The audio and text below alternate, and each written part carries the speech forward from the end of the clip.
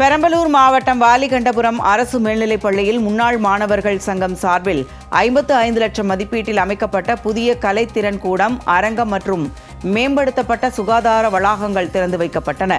பள்ளியில் நடைபெற்ற முப்பெரும் விழாவில் புதிய கட்டடங்கள் திறப்பு, ஆண்டு விழா மற்றும் சாதனை மாணவர்களுக்கு ஊக்கத்தொகை வழங்கும் நிகழ்ச்சிகள் நடைபெற்றன.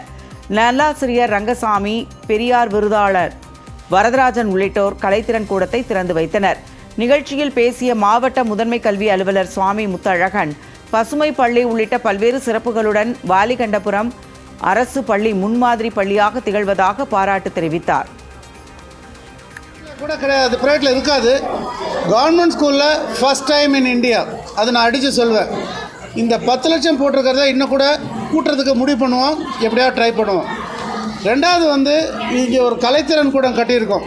இவ்வளோ நாளாக மாருதி காரில் போயிட்டு இருந்த பிள்ளைங்கள இப்போ பென்ஸ் காரில் உட்கார வச்சுருக்கோம். அவங்கள கம்ஃபர்ட் இன்க்ரீஸ் பண்ணியிருக்கோம்.